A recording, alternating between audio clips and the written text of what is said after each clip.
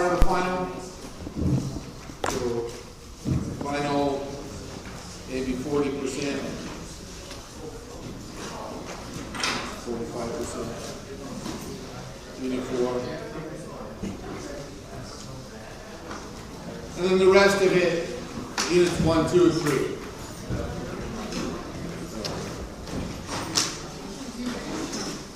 Yeah.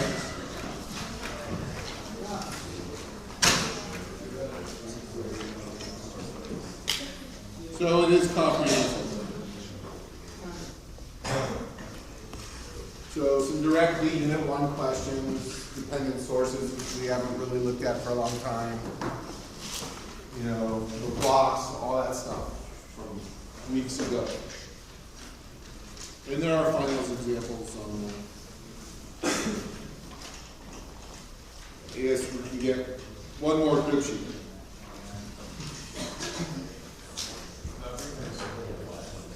What's that? In addition to your old 3 crib sheets, if you have those as well. Or if you like. As far as test 3 goes, some statistics, it's around 63.5 average. So above 80, pretty good. 64 to 80, fine. 50 to 64, I'm not worried.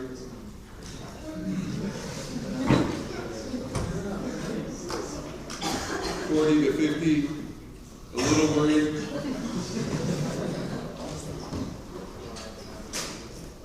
And then less than 40, I'm worried.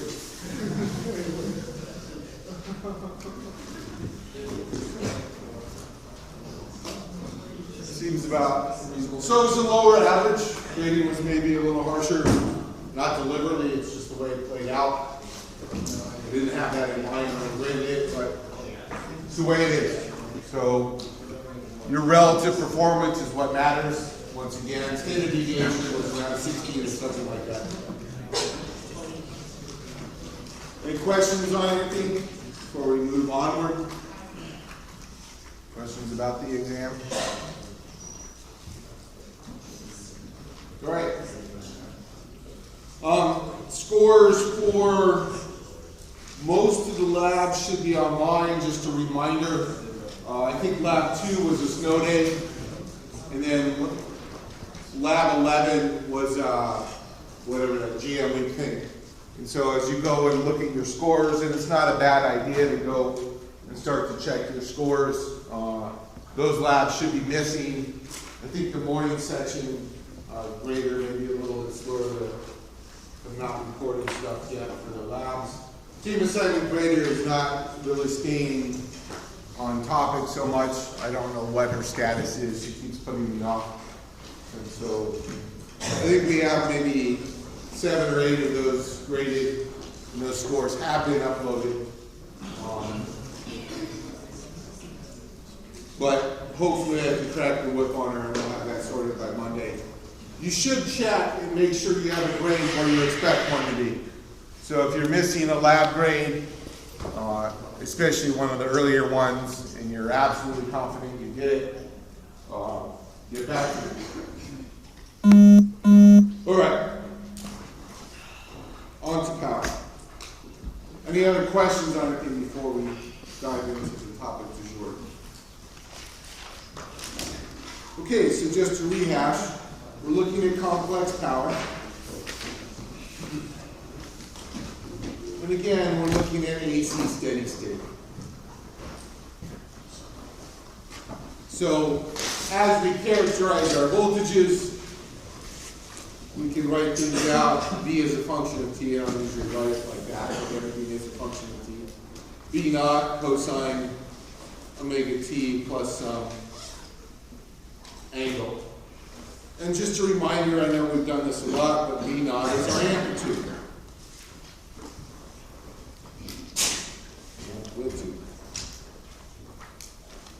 And alternatively, we have B peak to peak equals 2B naught, and that's our peak to peak voltage. last class. And now we introduce the last class V RMS, which is V naught over square root of 2. That's the definition that comes out of the root mean square calculation for a sinusoidal signal. So that's the RMS voltage. Or current, as the case may be.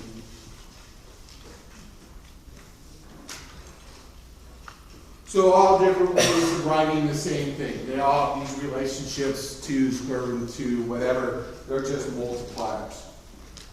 As we look at complex power, well, RMS voltage is used for AC power.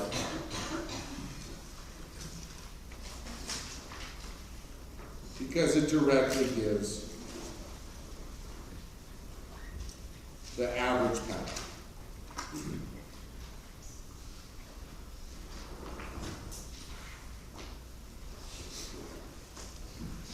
And so if we recall, we kind of looked at that last class.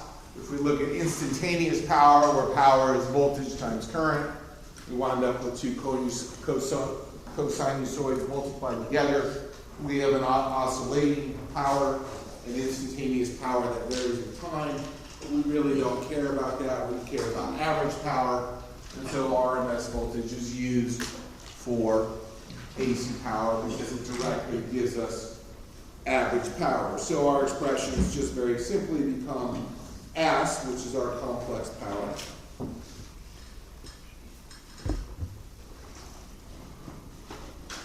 V RMS times I RMS conjugate, where V RMS and I RMS are phasor forms, and we saw that in the lab yesterday, so this is nothing particularly new in phasor form. Or complex form, you could do it in rectangular form as well, though phasor form is a little bit more natural. And if we write this out, this winds up being V RMS magnitude times angle V RMS. And I RMS magnitude times angle I RMS. Conjugate. Well, what's the conjugate of a phasor? All you do is change the sign of angle. So that's the definition of the complex conjugate. So we wind up with, kind of skip the line here, the RMS again. No change there. I RMS. And then, put the minus on one side, I suppose. Angle of minus, or minus angle, I RMS. So again, that's what the complex conjugate does. You change the sign of the imaginary term, which effectively gives you the image of the angle about the horizontal axis, which is just the negative of that angle, whatever that may be. And that's where we got the expression in the lab. I RMS, angle V RMS minus angle I angle.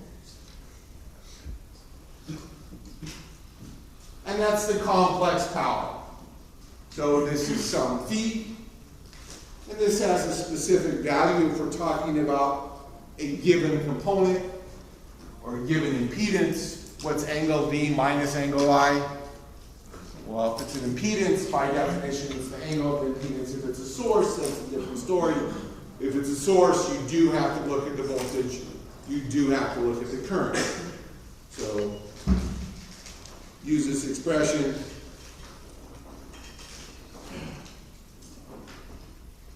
For sources, always. You have no choice. We don't have any impedance associated with the source, so that's the only expression we can use for a source. For impedances,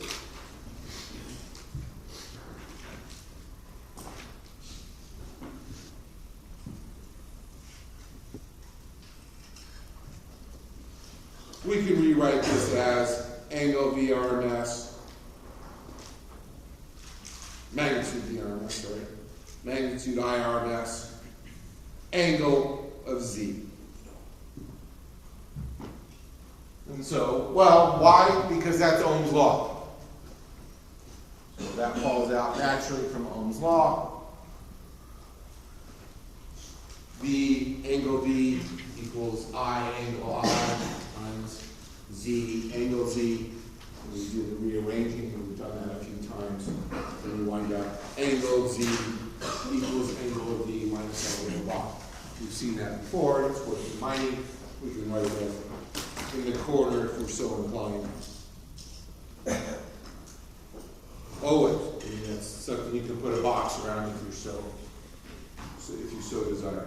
And then we can use Ohm's law and do some substituting, and we can wind up with alternative expressions. Angle Z or IRMS. And again, this was in the lab, except for some carelessness on my part.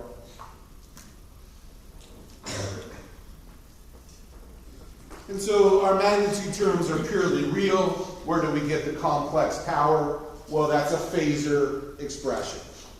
So as we look at this in phasor form, we can write S equals P plus JQ. Again, complex power.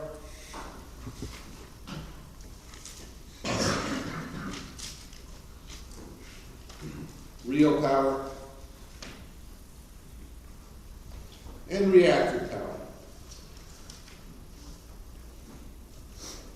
And for the given expression, if we take any of these, well, this is the magnitude of S. I mean, by definition, again, this comes out of the trigonometry or Euler's law or however you want to say it. So, magnitude of S equals P squared plus Q squared to the 1/2. And so those go hand in hand. It's nothing new. We've seen that before. That's the complex number relationship. And so if that's magnitude of S, well, what's P?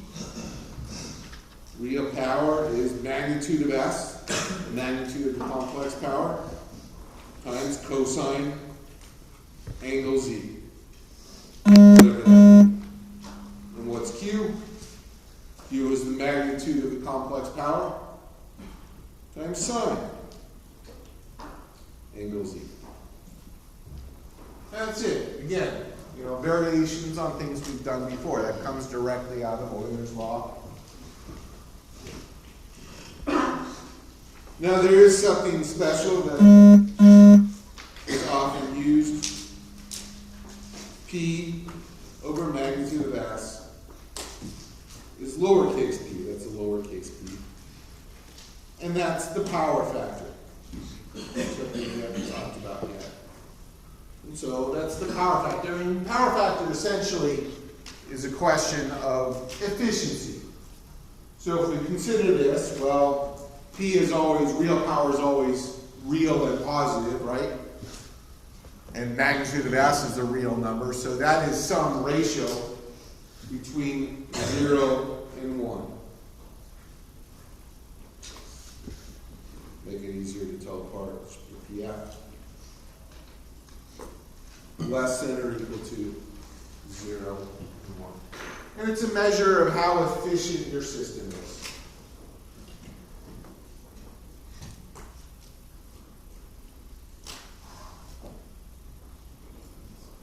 So we want our power to be fully efficient.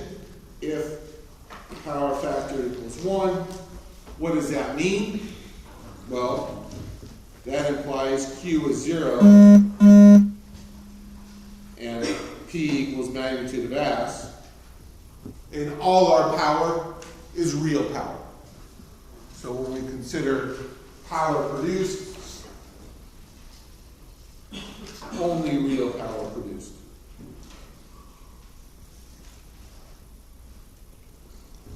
And if that's the case, then that's usually good news. On the other hand, if we look at the other limit, power factor equals 0. Well, that implies P equals 0. And Q. I'll put magnitudes around Q because Q can be positive or negative. And Q equals S. And only reactive.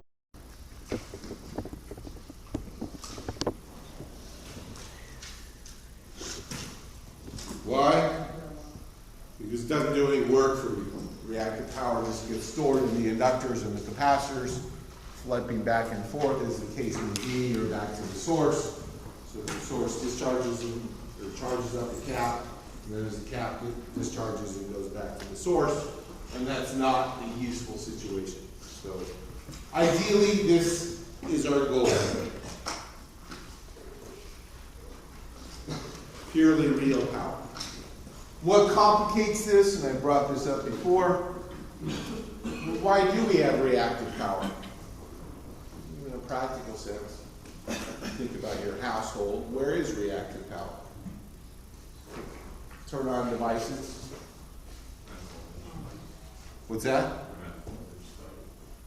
Well, I'm not sure what you mean by that. I just meant everything in terms of loads. Where do you get reactive power?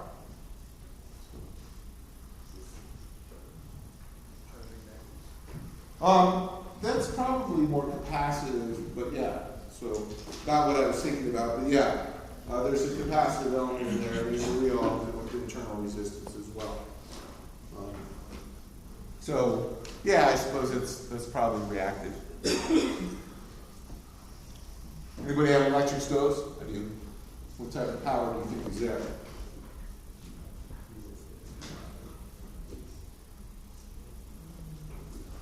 It was, I guess, a little bit of a trick question. What type of power do you think your electric stove is? It's real. It's a resistive element. Almost all real. Where would you have the reactive power? What else do you have at home that you turn on frequently? That's mostly real. Microwave, probably a fair bit of reactive power, but still mostly real as long as you have a load in there. There you go. So what is that associated with? Induction. When we think of induction, what do we think of?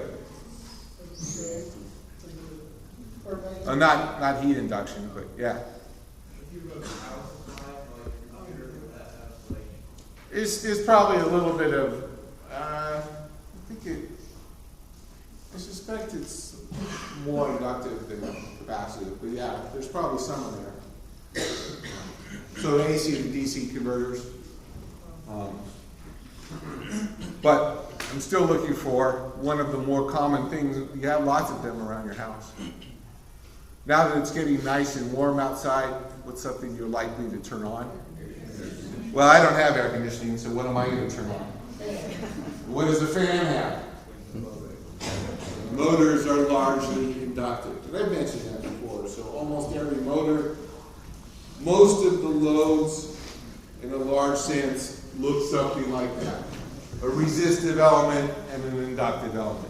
That is a classic load. Now, some far more resistive than inductive, like the stove top. This is probably 0, but that's a majority of loads historically.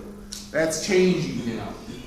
I mean, certainly with all these charging systems that probably are capacitive. I have to check that myself. And I think I brought it up before. We've mentioned the smart grid a couple of times. One of the theories on how to optimize use of the smart grid. And why is the smart grid kind of important, aside from dynamic loads changing? What's an issue with the power plant? It has to generate more power than is being used at any set time. If your load is not, yes, okay, right. So you always need to be above some threshold, but in some sense, power plant, nuclear plant burning in the middle of 2 o'clock in the afternoon today, people are probably starting to turn on their air conditioners. So big load, whereas at 10 o'clock tonight when it gets down around 40, no air conditioner, what do you do with that nuclear power plant? I think you just turn the switch and shut it off, right? Which would be awesome, but obviously doesn't happen. And so, well, that's continuing to produce power. So where has that power gone historically? Does anybody know where that power's gone historically? One of the solutions? Well, that's just wasted power, yeah. I mean, if you have no choice, yeah, you sink it into the ground. And off it goes and becomes useless. But there's ways of actually storing that power. Power cells? Well, that's the future. So where is it gone historically? Yeah. Centrifuges? Well, and people have, you mean like a flywheel type of thing? A flywheel? Yeah. People have looked at that, but it's not very practical. I mean, what do you see when you look up at the Leniac? Everybody know what I'm talking about? Guys, the Leniac? You look up the hill, what do you see? It's a pump station. And so what do you do if you're not using power? People aren't consuming it? You pump water to a higher position. Why?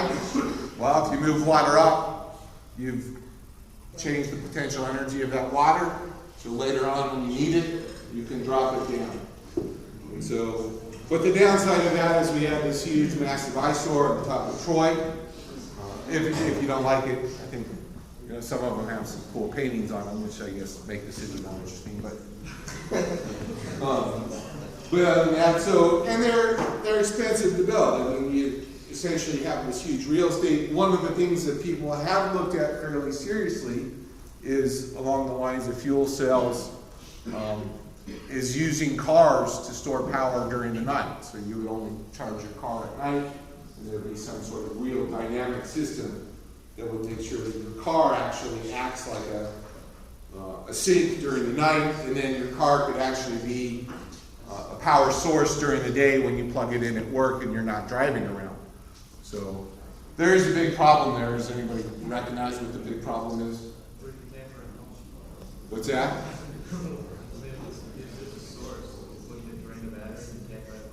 Well, of course there has to be some limits, some checks and balances on it. But so yeah, you wouldn't drain the battery and leave the person at work, though.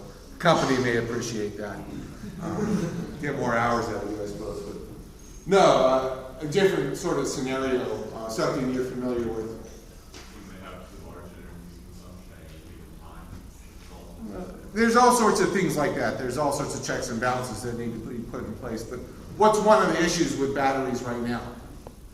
Is there inefficient at those temperatures? It's a little bit more physics than I was interested in. Yeah, these are all factors, but they have limited charge cycles, is really what I was looking at. So it's one of the, as people look at all these things, and these are things that you potentially be working on, is one of the problems is they have limited charge cycles. And so your battery can charge and discharge only so many times. So if you have to replace your very expensive, heavy car battery every year, then that's not cost effective. And people have looked at fuel cells for this type of stuff, which is still dead science. So things that you may possibly be working on. Fairly exciting stuff.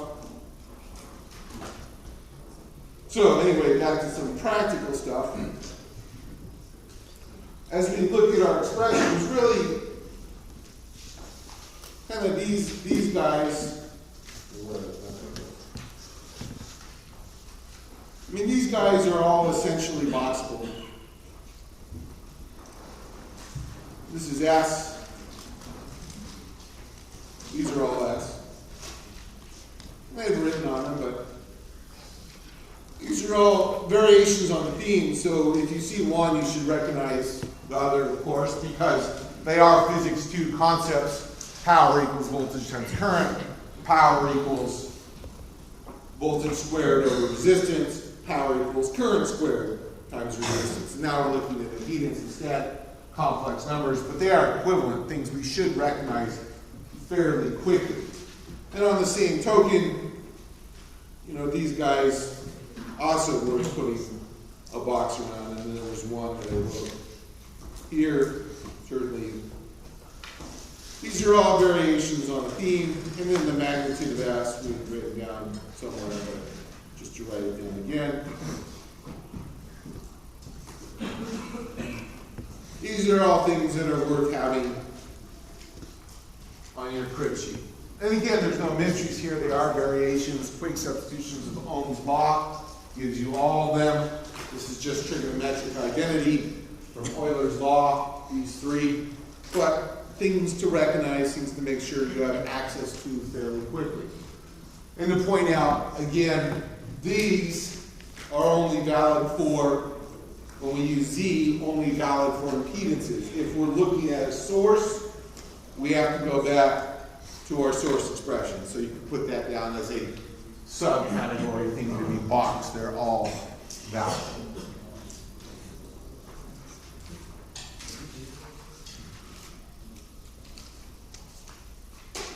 As we look at any system, and we started to look at our resistive circuit, RC circuit in the last class,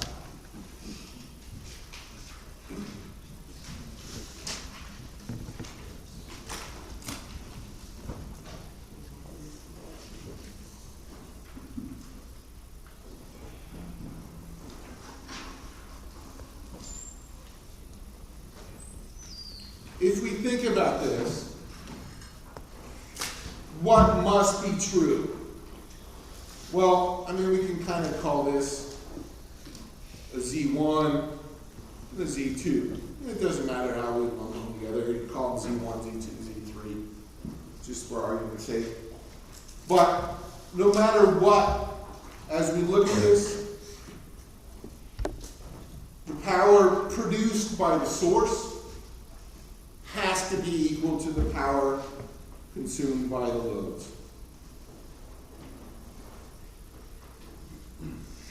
Or if we break it down into Z's, for example, I call this Z1, I call that Z2, then equivalently SZ1 plus SZ2. Doesn't matter how we break it down, that's what we did in the lab yesterday. We looked at these loads in parallel. Combining components, that's fine. Calculating the angles of the components, that's a reasonable thing to do. But the message here, power produced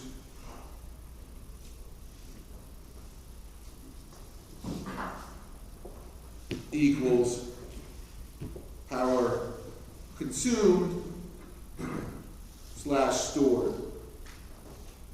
Remember, this is real. And this is reactive.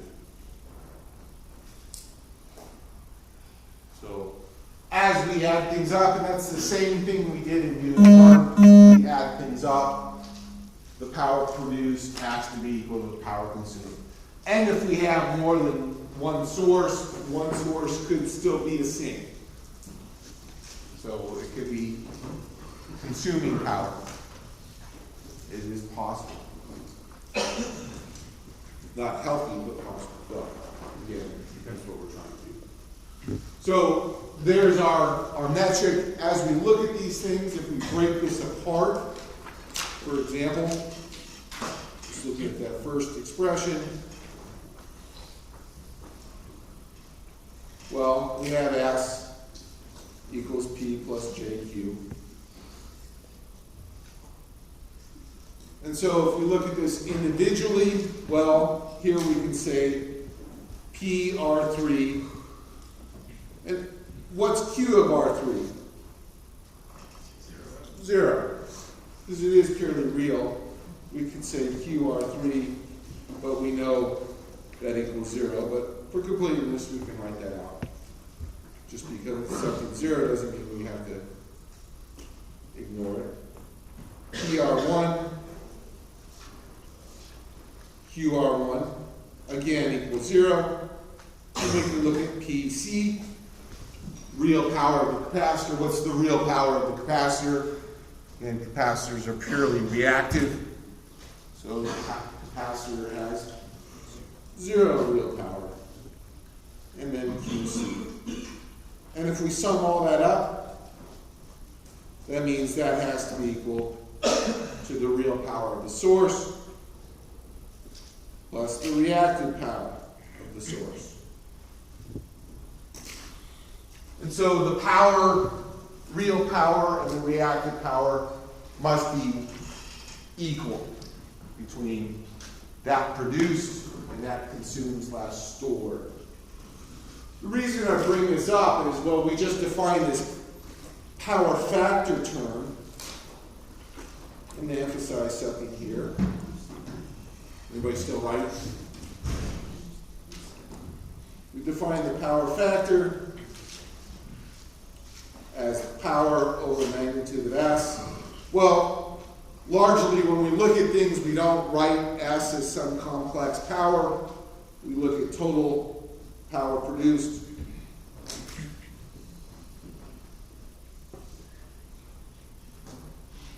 And that's the magnitude of S. And that has our units. We looked at that last week, volt amps. Well, one thing I've seen students do in the past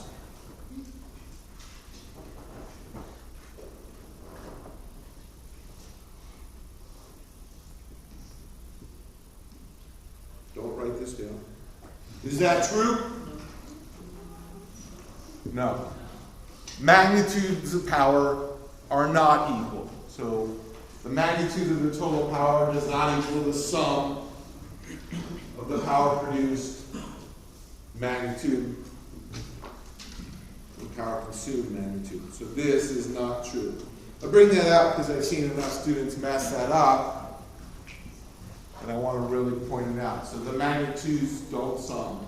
This is what we're always looking at. When I give you a table that's laid out like the one you had laid out,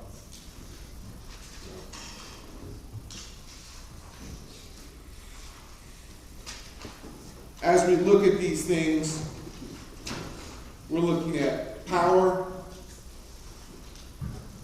and reactive power. Those have to sum to be equal. So the power consumed has to equal the power produced. The reactive power stored has to be equal to the reactive power. There is no sum here. No sum with regard to magnitude. I just wanted to emphasize this because I have seen people mess this up.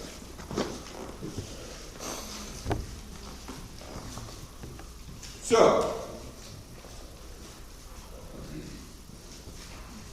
we don't have any more handouts? Did everybody get a handout?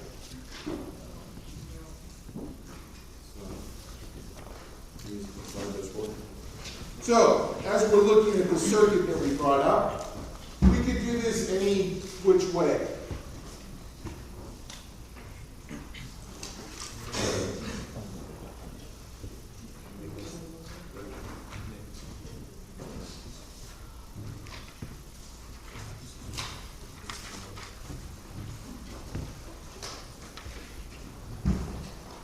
This is from the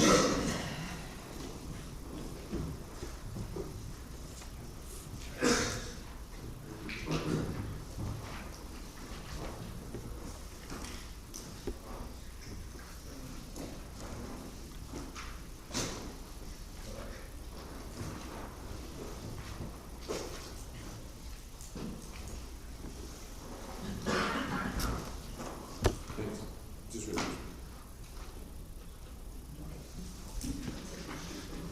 It's good. So looking at this, this becomes a phasor problem. Again, we go back to what we did and started unit 3. This winds up being minus J1000. And how do we find things? Well, last class we suggested we find the voltage. It's fine. My approach was a little bit different. I wanted to find power produced. So I found Z equivalent. And that's a fine approach because then it gives me current fairly quickly. Z equivalent, if I write it correctly, winds up being 2500 minus J500.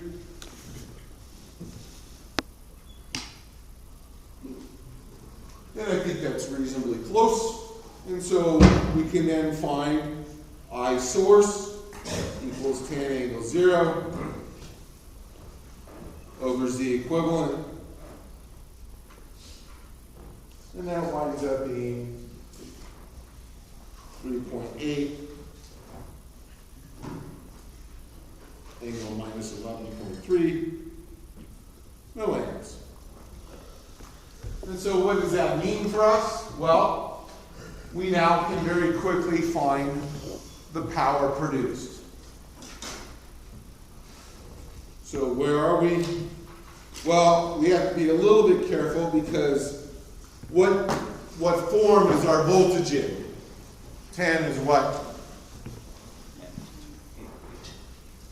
It's the amplitude.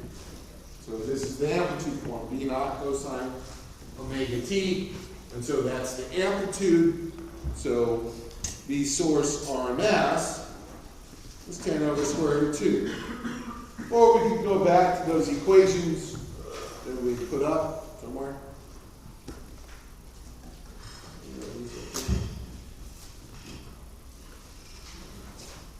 If we replaced all those IRMS and VRMS with amplitudes, what do we introduce? Right? Instead I use V naught and I naught, which is amplitude.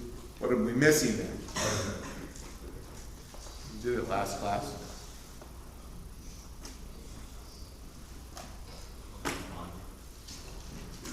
So if I write this as amplitude, well, what's VRMS relative to the amplitude? 1 over root 2. So if I replace these with amplitudes, what do I need there? Well, I have 2 of them. So 1 over root 2 squared, or 1/2. So we had that 1/2 in the last class. You can write this as 1/2 V naught I naught angle Z. So these are amplitude. And we started there in the last class, just to remind ourselves. So, 10 square root of 2, 0.0038 over square root of 2. That's an amplitude as well. And what's the angle of our source? Well, that was angle 0. In this case, minus angle 1.2. And if we go through all that, there's our source, and we wind up with 19.2 minus J 3.8 milliwatts. If I did my math correctly. And that's it. So there's our reactive power and our real power. Now, one thing we brought up in the lab, and then reiterate here. What's the sign of our reactive power? It's negative. This implies capacitive equivalent load.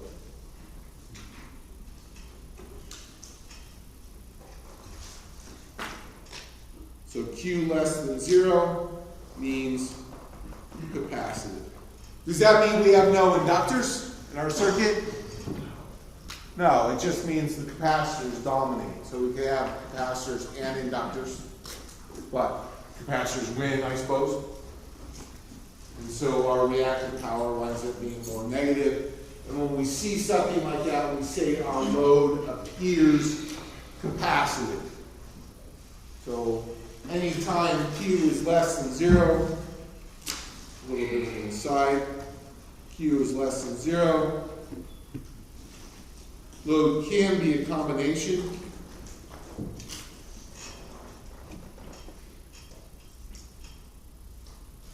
of R's, L's, inductors, capacitors, and resistors, but appears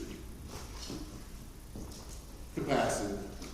So when we do all the circuit reduction, we're left with something that has a negative imaginary impedance.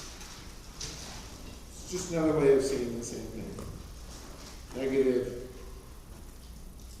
imaginary impedance.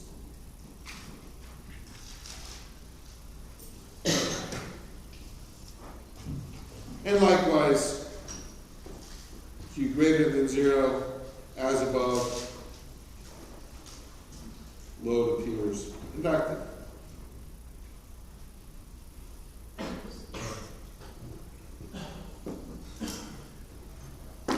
People getting sick.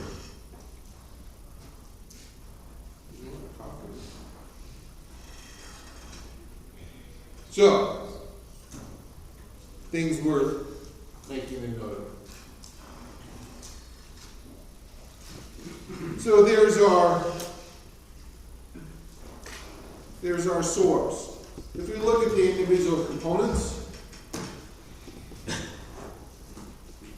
well, we can look at S R3 in our circuit, which was on the previous page.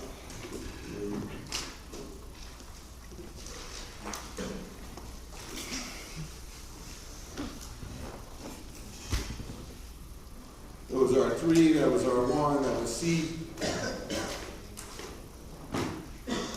So what's a good way to find the power in R3? Well, we've already kind of solved that problem. What would you do to find the power in R3 now? Well, what do we know? We know the current through R3 because it's the current through the source. Right? That hasn't changed. The current through the source has to be equal to the current going through R3. And so this winds up being 0.0038 over square root of 2 squared. And then the impedance of our source, well, that's the magnitude of the impedance. Everybody should agree that's 2K. Right, times, it's not do divide by, times 2K. And what's the angle? I mean, give myself very much space, but what angle are we concerned with here? 0. So that's the angle of the source, or angle of the impedance. Angle 0. And again, if we do some math, we wind up with 15.4 milliwatts. And we can keep going. So now that we know the current, well, if we knew the current through R3, what's a good next step? And how would you solve it? I know how I solved it.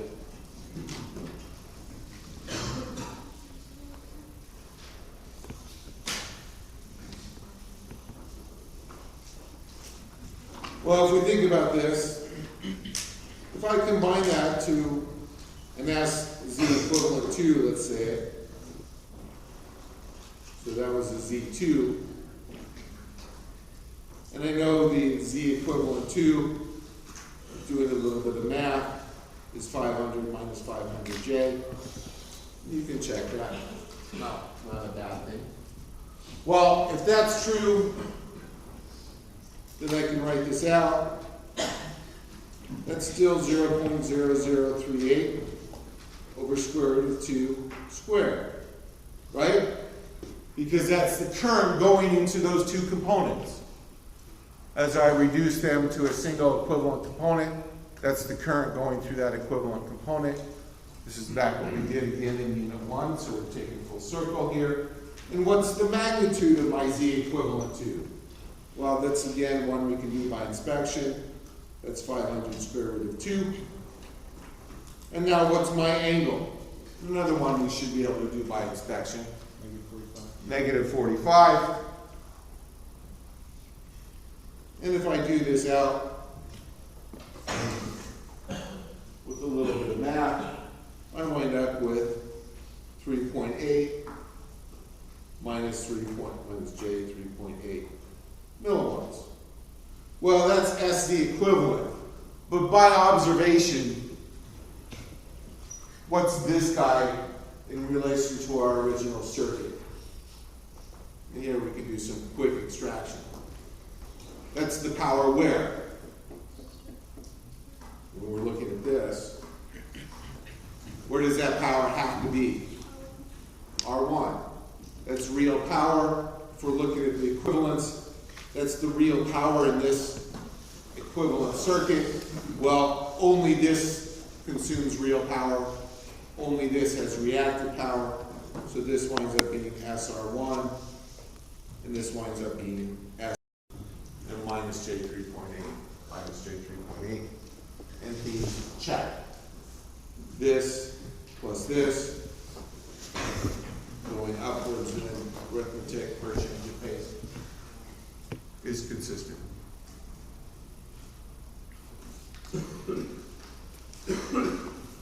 So, that's what we're looking at.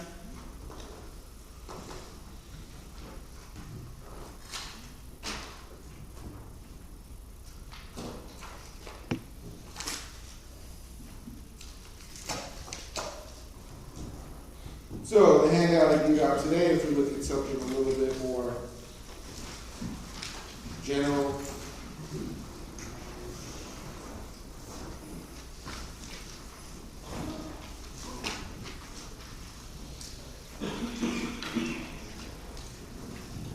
There's a lot of coffee going on. Are you guys getting sick? Just in time for finals?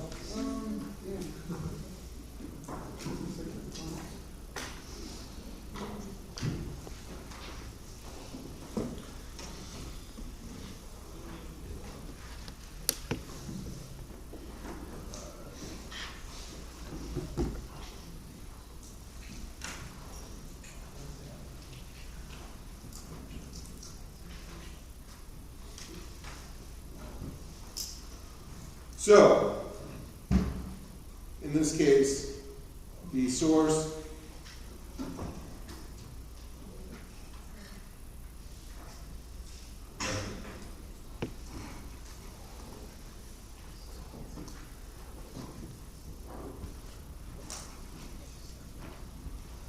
with a 1 kilovolt RMS. Actually, is 1 kilovolt like out of the question? For a real producer, much larger than that. So that's not an unreasonable value of a power system. Actually, maybe low. 60 hertz, something to remind ourselves of. 60 hertz corresponds to what? Yes. And 377 radians per second. And since I saw a bunch of you do that, it's 377, not 337. So make sure you write it down correctly on your crib sheet. It's an easy mistake to make. 377 radians per second, a fairly classic value, one worth knowing. So, what do we do first? Well, we go through and we calculate some impedances. It turns out this is minus J200. Which made life easy, and that's J50. And this has no source resistance, so things are fairly quick to calculate. So I can take my little table and I can set it up. Yes, bang. It's just because I love kicking things with these boots. That's why I love them.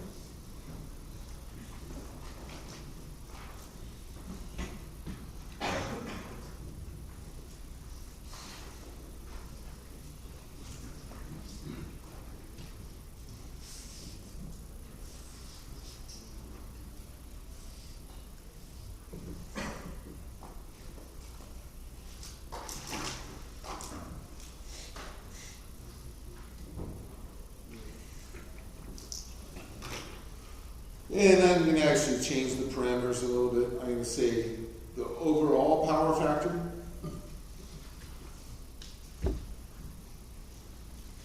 of the source for total power produced, 0.995. So you can scribble that out on the sheet if you want.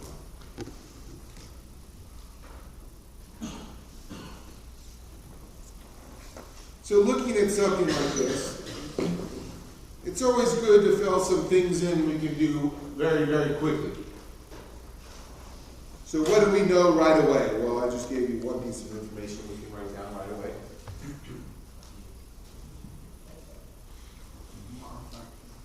Power factor of the source. May as well fill that in. Maybe get half a point of partial credit because you can read. 0.95. What else do we know right away? There's some other things we can do fairly quickly as we construct this table.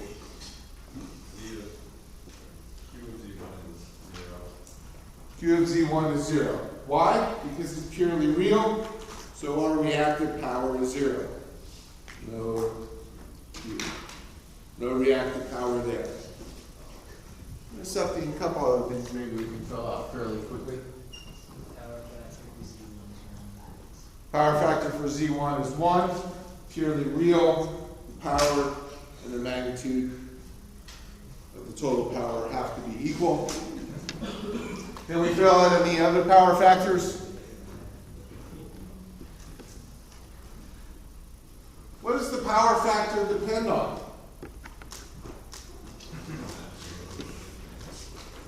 Go back to our expressions, which I've probably lost by now.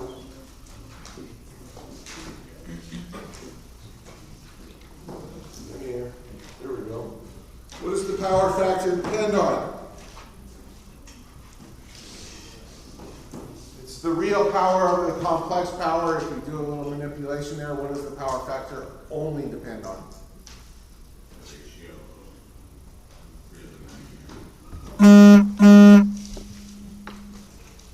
Well, if you take that first expression, very top one,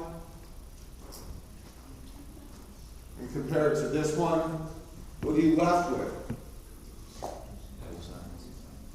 So power factor equals what? At least when you're talking about an impedance. Cosine angle Z. So if you know your impedance, then you know the power factor. Well, one of these you can do by inspection, hopefully. This is Z1, Z2, Z3.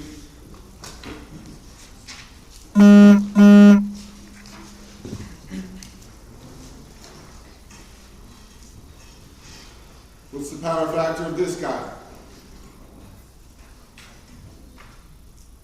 It's funny, by inspection. What's the angle here? Negative 45, but does the sign matter when you take the cosine of it? Power factor is always positive. So what's that? What's cosine 45? Which is 0.707. So there's our power factor. So you can get those directly off the impedances. And this one winds up being about 0.89 if you plug in the numbers. Is there any relationship among these? No. The only things we care about sums are these three. And this is just P plus JQ, so that's redundant here. So with that in mind, what else can we fairly quickly fill out? Well, maybe not so much. So the next part becomes a little bit of math. This is unknown. What can we find out next?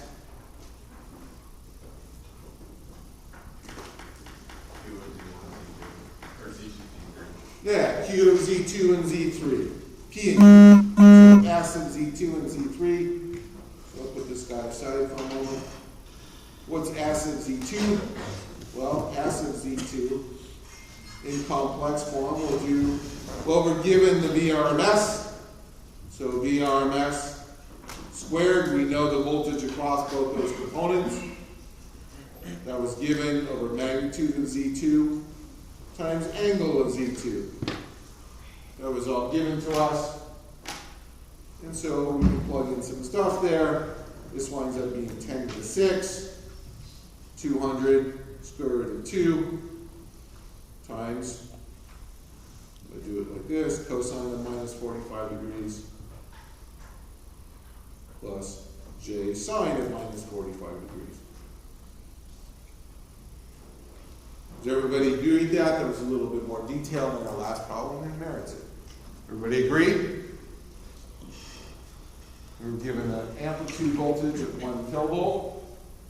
So voltage across these guys. And so VRMS squared over the magnitude of the impedance. The magnitude of 200 minus J200, 200 square root of 2. And if we do all that math out correctly, hopefully we wind up with 2500 minus 2500.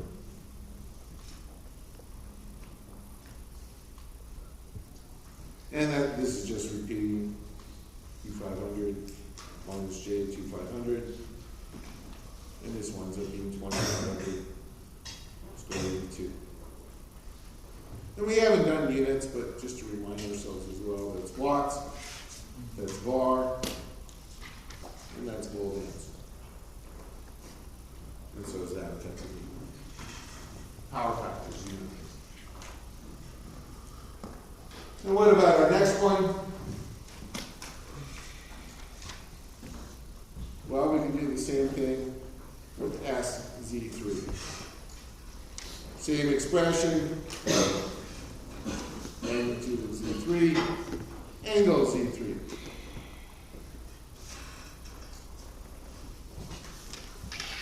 Now, alternatively, could I have just done this as the RMS squared over Z3 conjugate, which would be 10 to the 6th over 100 minus J50, since I can eventually get something rectangular. Is that a reasonable thing to do?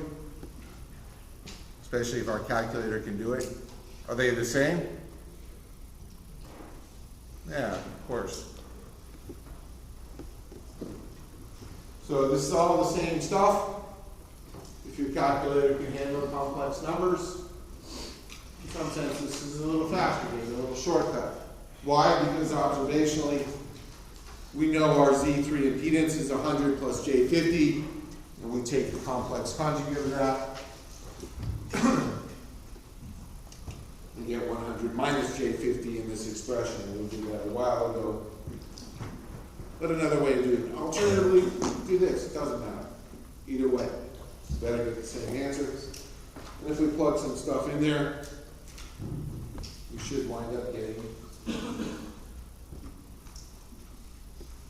8,000 and 4,000. And then, of course, this is 8,000 plus J 4,000. This is about 8,900, I think. Plus some change. Now what? Do we have enough information to fill in the rest of the table? Namely, find out what our Z1 is, our Z1 power, our source power. What else do we know here? Q source. We know Q source. Why? Well, these are all loads, and this has to sum, so that's 1,500. Well, the next step is a little bit of trigonometry. Once again, do we know what this is, or arguably what this is? What's that?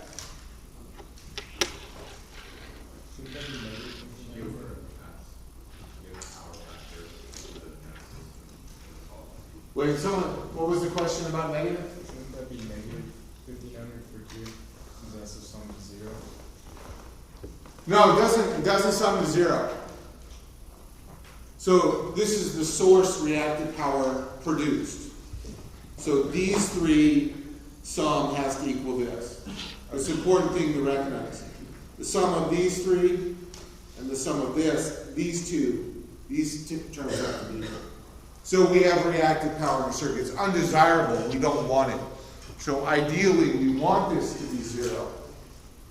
But in this case, it's not 0. It's something important to take away. So in this case, we are producing reactive power that in this case is positive. And so largely our power is being traded out to our inductor and back and forth. But there is reactive power being produced. And we're paying for that. I mean, literally. So if we're this consumer, the power company can charge us for producing that reactive power. Because they're, again, they kind of just talk about what's going on here. This is a fixed voltage of 1 kilovolt RMS. Well, we pay for power produced, and how's that? Well, that comes out of current. So current drives down here, so the power company can monitor their current produced. They can look at the current amplitude and say, well, we have this much current amplitude. We're going to charge you based on this number here, which we haven't written out, but they'll charge you based on this number. Well, what's this number based on? Well, it's p squared plus q squared square root. So what do you want q to be? 0. It makes this number smaller. Because only this number is doing work for you, but you're paying for this as well. So you have to pay for this because you're using it. And then you're paying for this because you're not compensating, which will be what you'll do on the T incentives. So anyway, let there be light. Let there be light. Apparently I did not read the Bible recently. Which I think is really wonderful for someone. Come on. That's the last, only one day left. I guess it's allowed to break, but you guys can still read it, so I guess it's okay. So, where are we? Well, we have a power factor, but we don't know P and S, but magnitude of P, well, P is always real, so we'll just write it P over magnitude of S. That equals the power factor. Likewise, Q over magnitude of S, and again, I only take magnitude because Q can be positive or negative, so just to make it signless. What is this equal to? Well, by trigonometry, that's cosine of some angle. Well, if we do the sine of some angle, we'll wind up with 1 minus the power factor squared. And so with that expression, we can now find the magnitude of S and ultimately find the power produced. This is something like 15,000. And this was 15 and some change. No, something like that. That's a 1. So with that in mind, how do we finish things up? That's 15,000, of course, plus J 1,500. What's this? Well, like we just spent a few minutes talking about, it has to be the sum. So that's 4,500. So elementary school mathematics comes in handy here. We can add numbers and they're all equal. That's 4,500 plus J0, and that's 4,500 as well. And so we have completed our table. That said, coming back to our circuit, what's R unknown? How do we get R unknown? Well, it's just the reverse process. In this case, we can say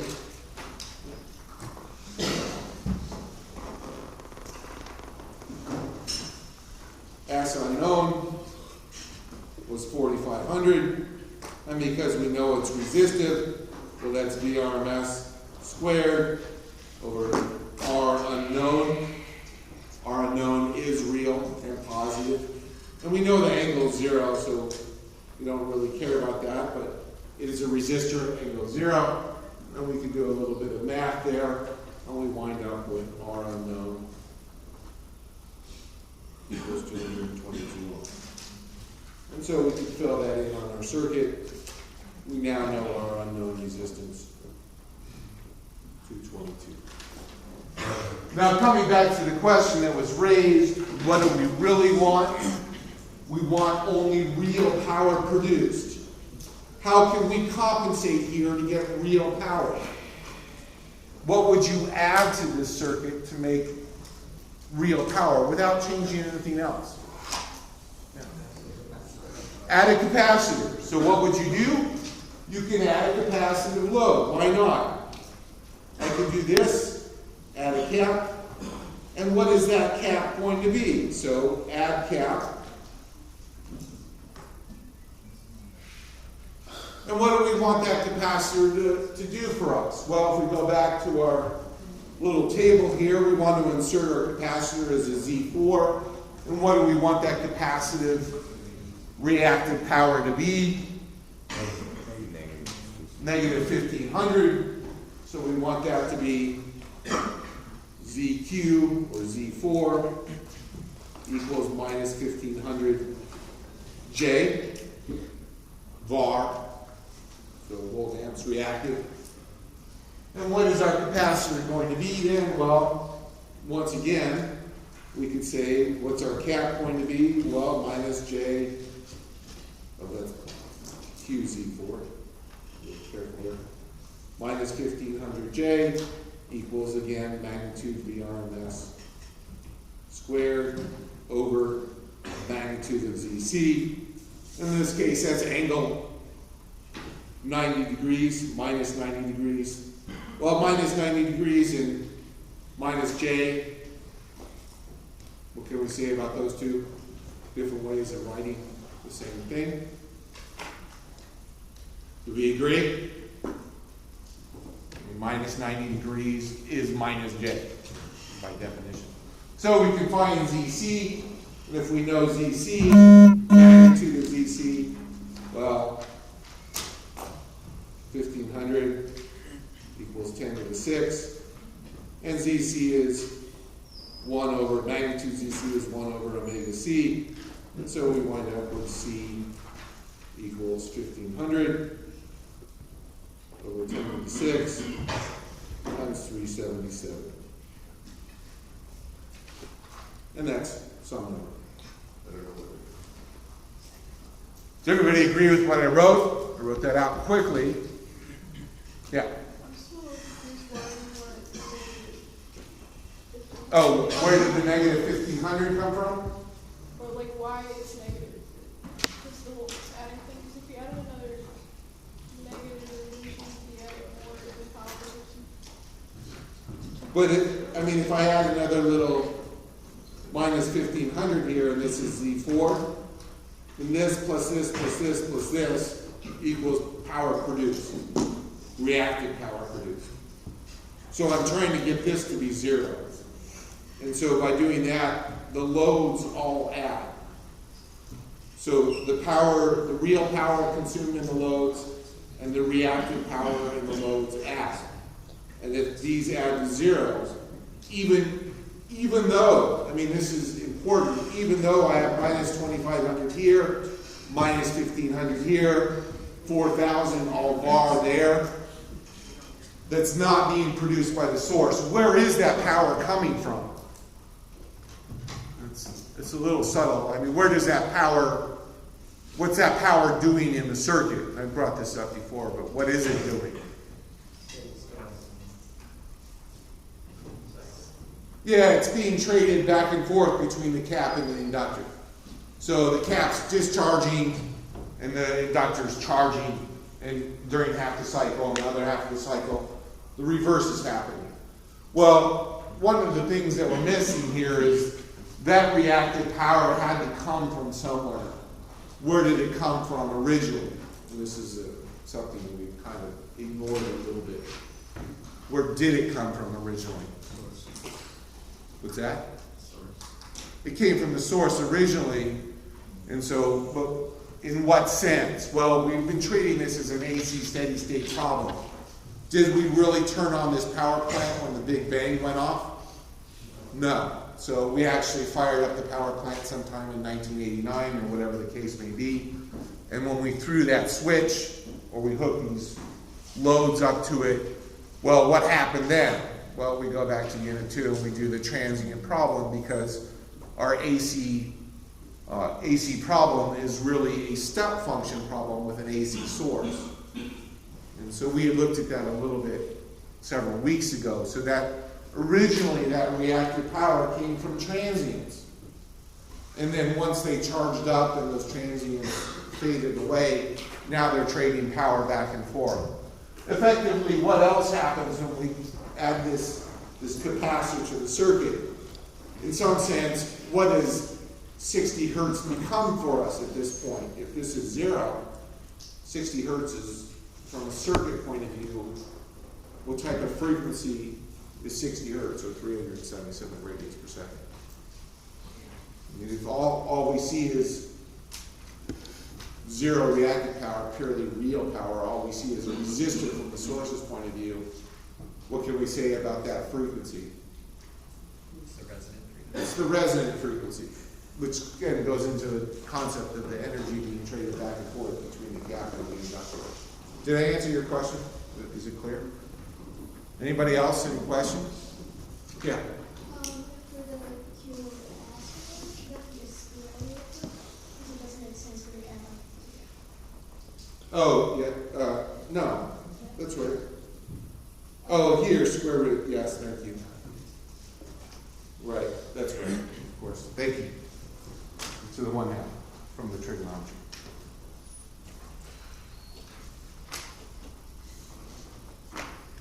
Okay, an important observation.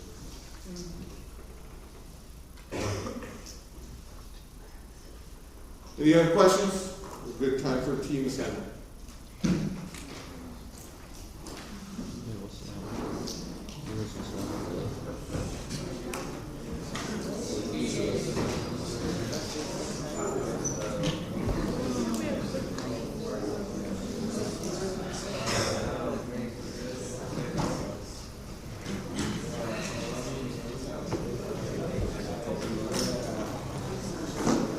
No partner today?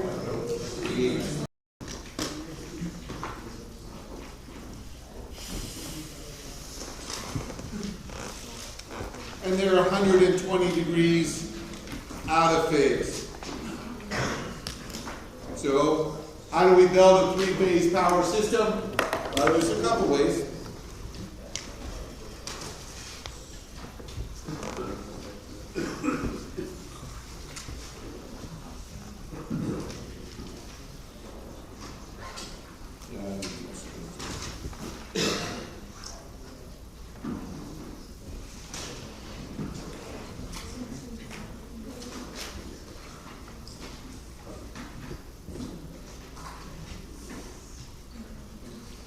Three lines.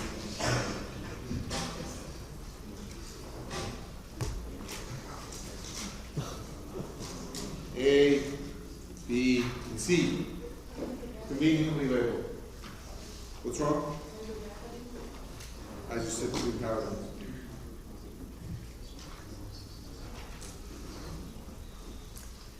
This I started to redraw. So we have VA. We have VB, and we have VC.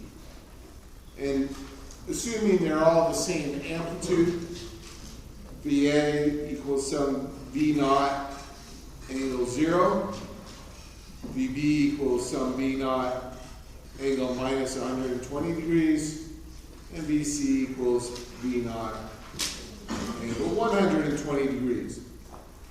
So these are 3 out of phase. And if we tried to plot them in my horribly illiterate way when I draw things, we wind up with something, and yes, I realize I'm going to draw a sinusoid.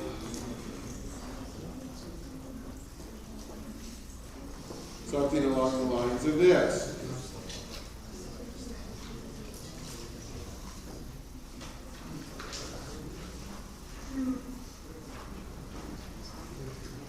God, that's horrible. VA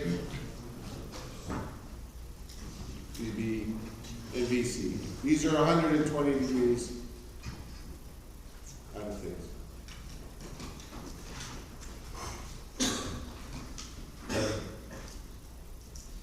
Pretend they're 120. So, three-phase line, that is exactly what three-phase power. You're producing equal amplitude on each line, and they're out of phase by 120 degrees. That's exactly what it is.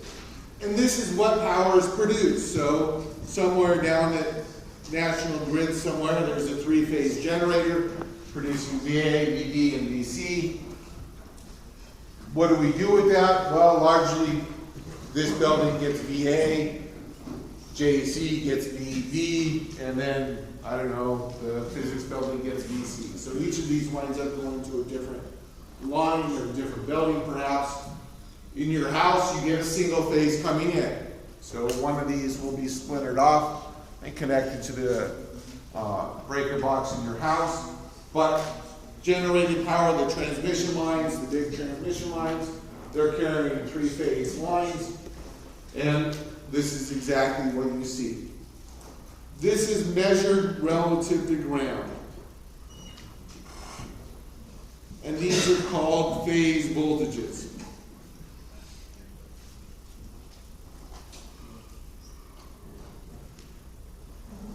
We measure the voltage of the ground, the voltage of the line, I should say. And in very small letters, I'm going to write line because that's what it is, but we also have line voltages. So the voltage of the line relative to ground.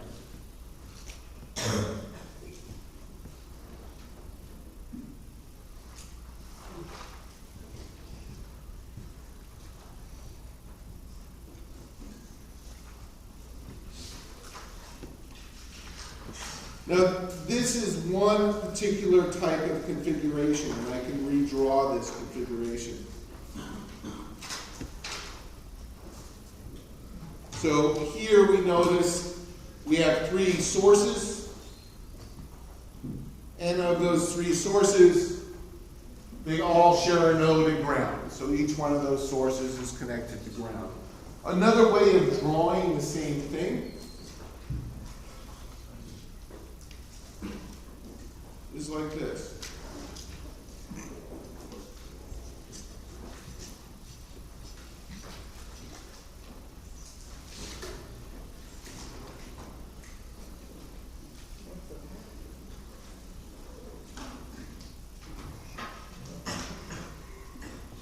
And that goes off.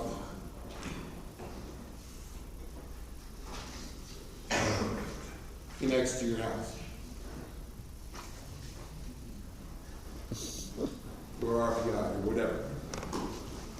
Well, ignoring those connection lines, if I rotate this like this, what do you think of here? A little pattern recognition game. If I'm thinking of letters of the alphabet, what do I see? It's a Y-type connection.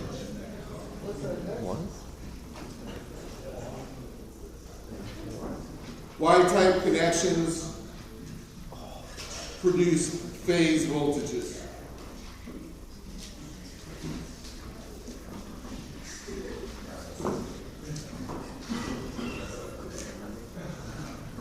The phi for phase. So phase voltages, or phi, so inclined.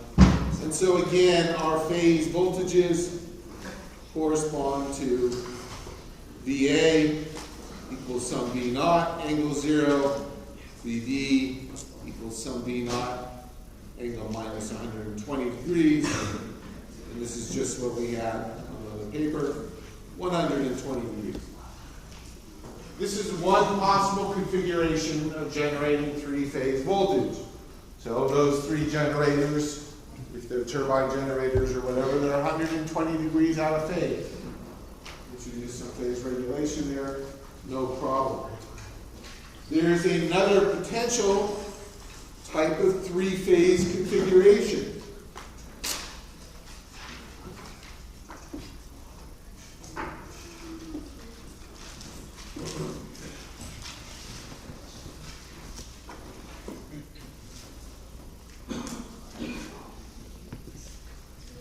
Here's a potential three-phase configuration.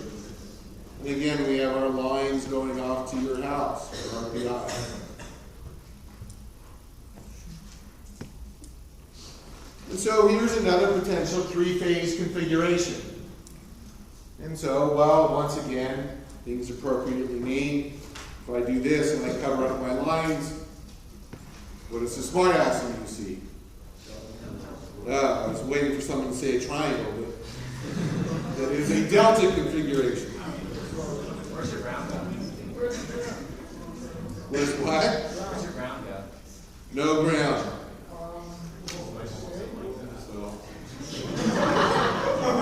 No ground in this one. So the delta configuration is floating. So these are all relative to each other. And so what do we measure? Well, here we can again call this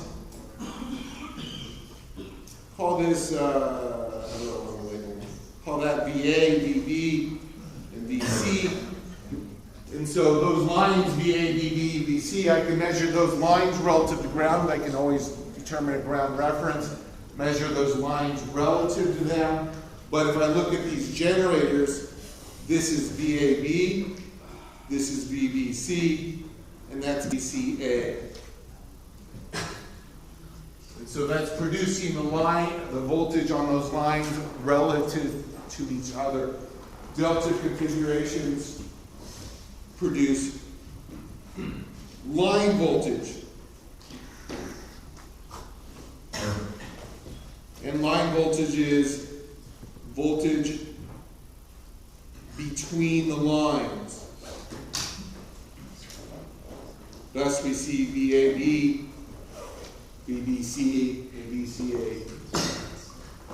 And so, well, there's still the voltage on these lines relative to ground. That's a reasonable thing to measure. And so if we have that, we can take a differential probe, like we do in the lab, and measure those lines, the voltage across those lines relative to each other. Line voltage, VL. And we wind up with VAB.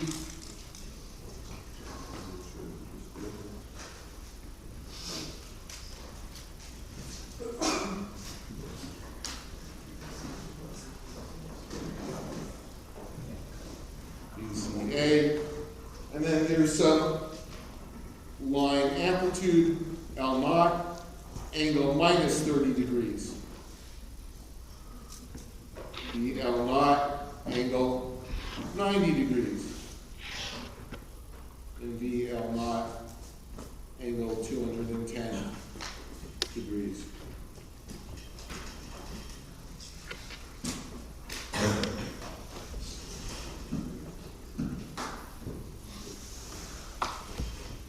And so these are shifted, again, 120 degrees relative to each other.